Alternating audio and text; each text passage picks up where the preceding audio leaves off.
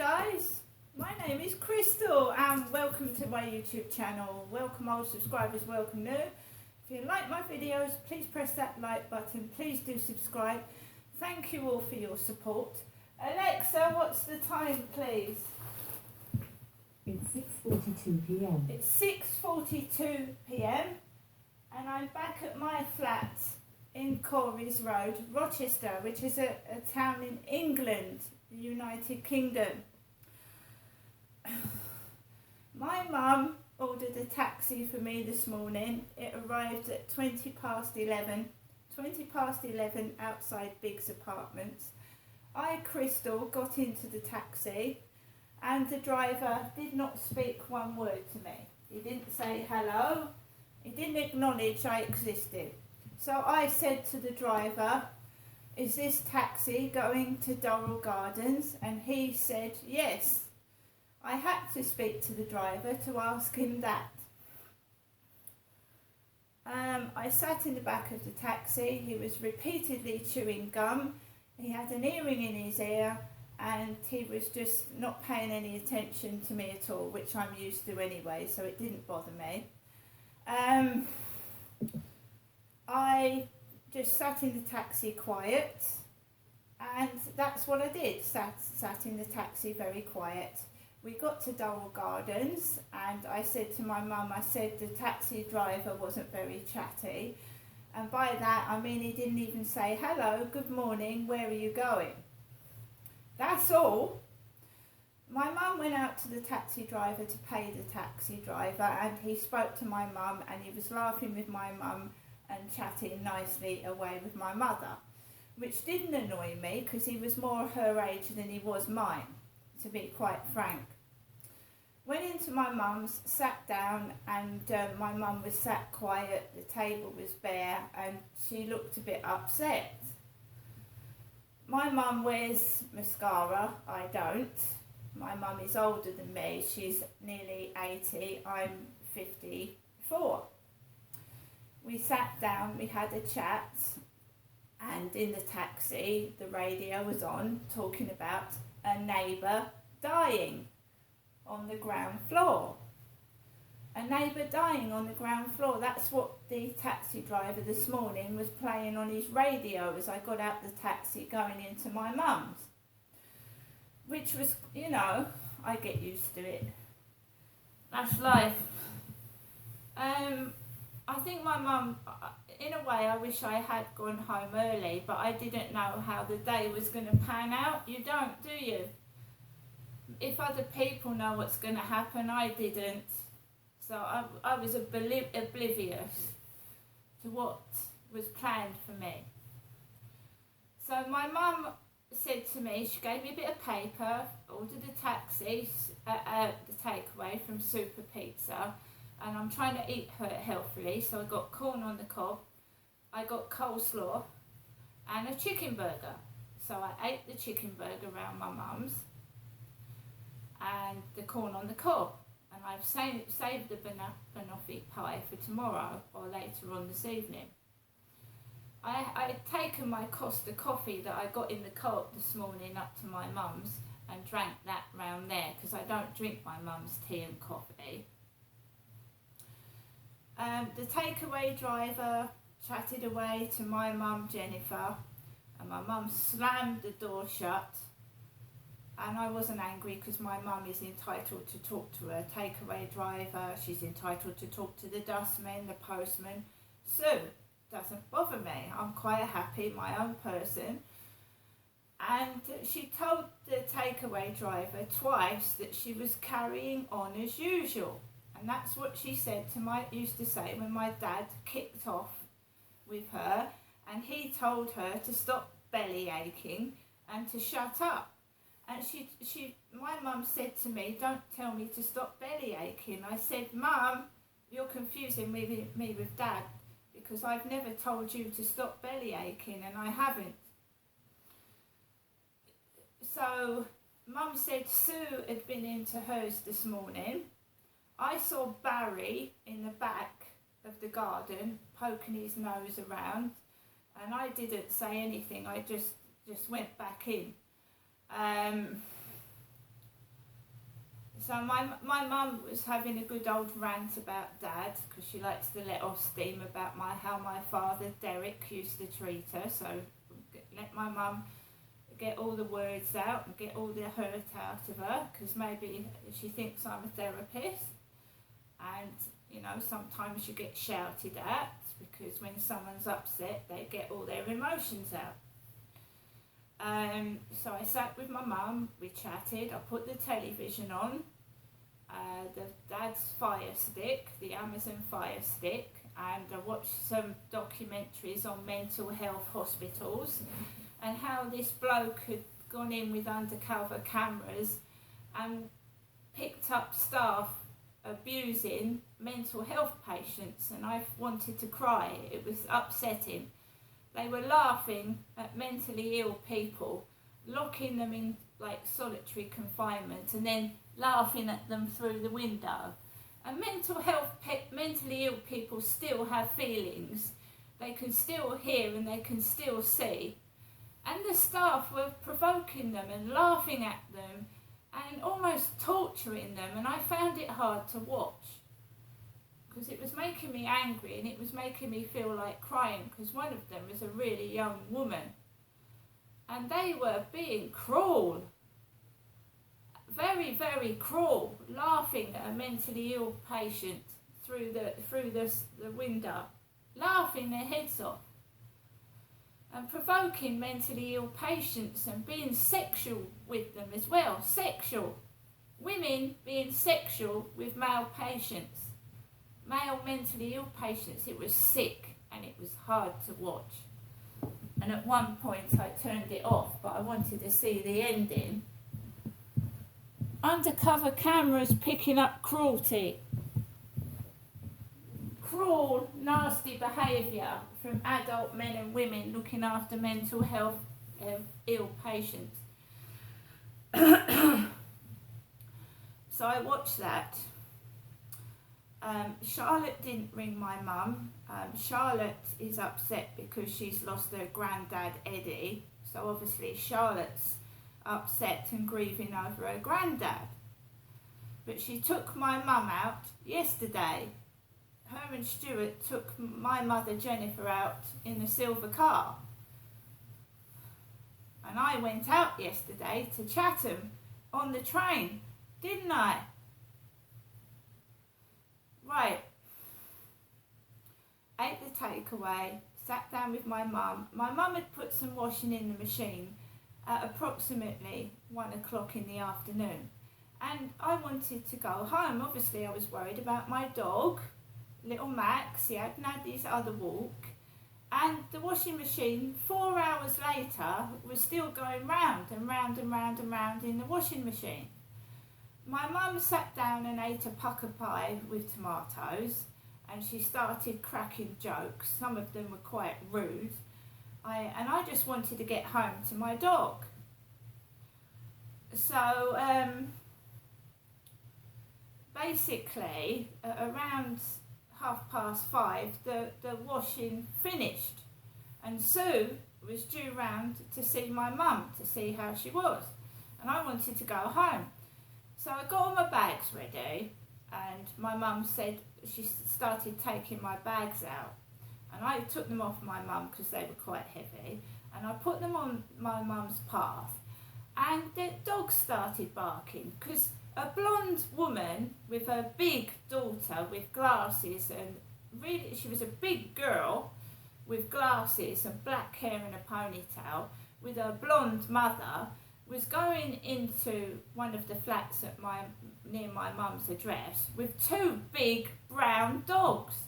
One was brown and curly, one was really big and brown, and they had a car like my son's BMW with the like shark's fin on it.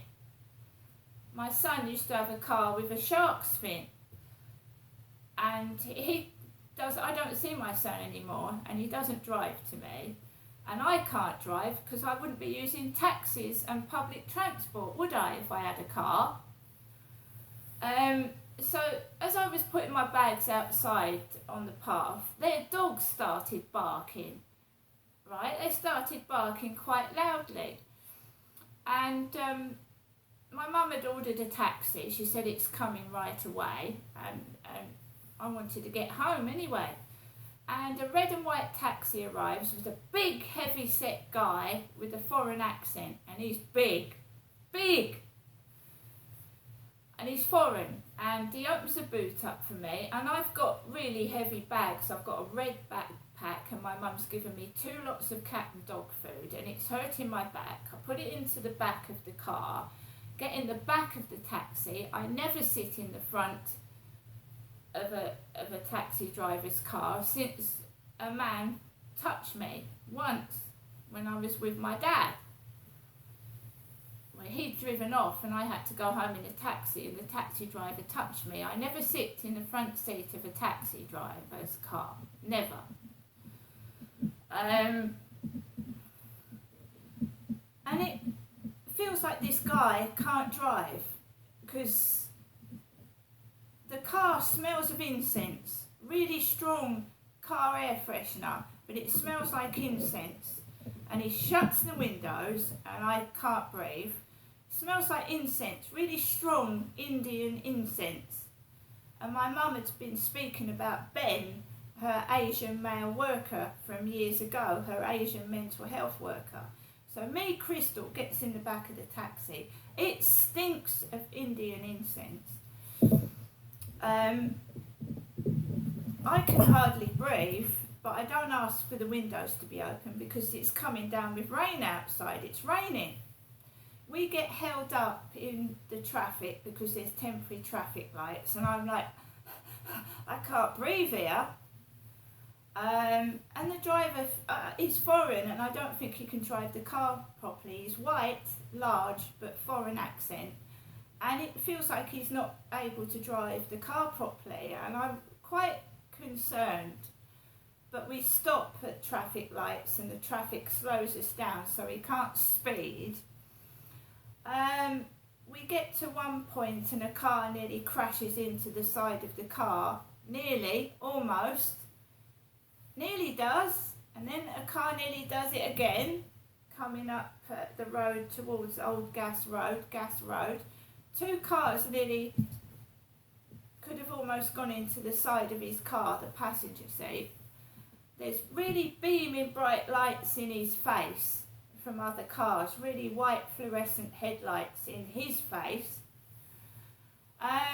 We get to Corey's Road outside Biggs Apartments, and there's a really large, I've got heavy bags, and the driver, bless him, does say, would you like me to help you? And you know, it's raining, I don't want the guy to get wet, right? It's raining, so I say, no, I can manage. So I put 2 bags in one hand, backpack on my shoulder and another bag, and there's a big bloke coming out of Biggs Apartments. He's bald and he's large, and he just lets the door go. But I don't think he sees me. He doesn't see me. But the door shuts as I get to the door with 4 bags and a backpack. It shuts on me. So I have to get the key, press the button to open the door, and then I want to get into my post box. I need to get into my post box and it won't open, so I have to put the bags down, open my post box. My voters form has come in the post. My photo picture with my voters letter has come in the mail, which I'm glad about. Put my bags down again, press the lift. No one else to be seen anywhere, just this large guy with a bald head that I think drives that Mercedes. And I get into my flat, and my dog is like, he hasn't missed me. Normally he's jumping up and down and running around, and he doesn't want anything to eat. Normally he wants to eat because I wanted to get home early. I didn't want to leave him that long, but this washing on a 2-hour cycle was going round and round and round for 5 hours. 5 hours in the washing machine.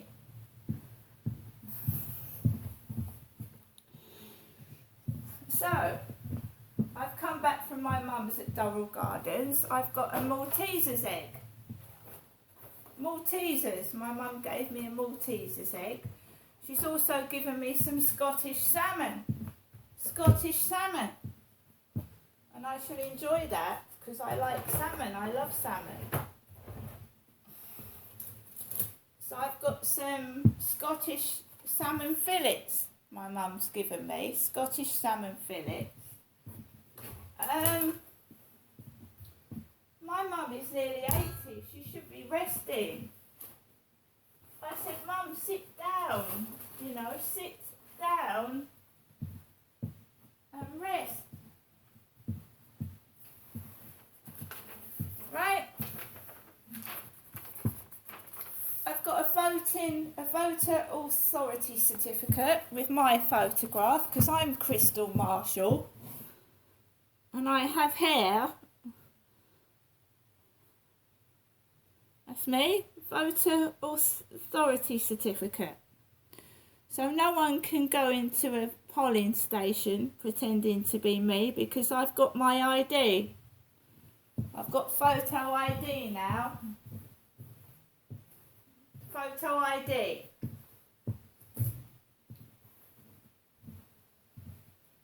Right, so I'm back home. My dog is curled up asleep. He's obviously, I don't know, he must be tired. Some coleslaw in there.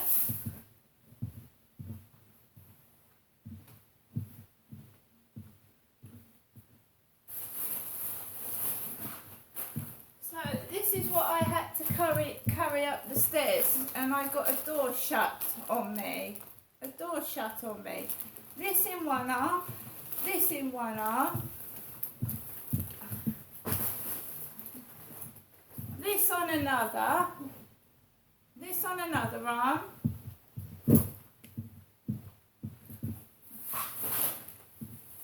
I had 4 bags in total, or 5 because I stuffed another bag inside another bag. That's how I get treated. I'm only trying to help, you know, I'm only trying to help people. If you don't whistle blow, if you don't help other people, then other people are going to go through what I've been through, right? Domestic violence is wrong. Hitting women. I watched a documentary on domestic violence, and what a man had done to this woman was absolutely disgusting. Beating her face black and blue. If you don't speak about it, other people get away with it. And it is brave to speak out and keep your mouth shut. And you know, telling the police when you're being physically and sexually and mentally abused is not being a grass. No, it isn't. It's saving your life. Who wants to spend the rest of their days being beaten every day of their life and ending up in hospital, or even worse, because someone is abusing you?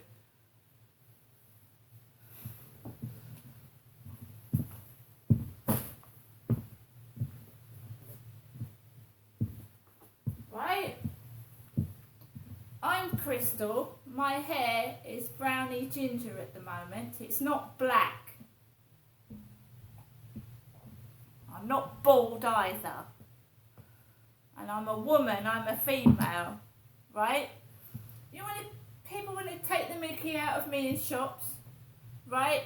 Make out I'm a bloke and I'm this and I'm that and I'm the other. You're all going to get caught. Okay? Bullying, hate crime, racism is unacceptable. And putting me through what I went through yesterday was hell on earth, but I did it. And that's all because my mum went out with Charlotte and Stuart in the car, wasn't it? And I went out separately away from my mum, because normally when my mum goes out with Stuart and Charlotte, I'm stuck in this flat.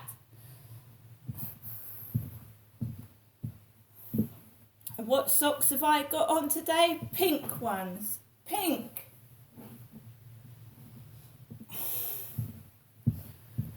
So I'm back in my flat, it's raining, and I'm going to take Max out for a short walk, right?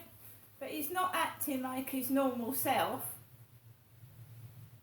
He's all curled up and he's very quiet.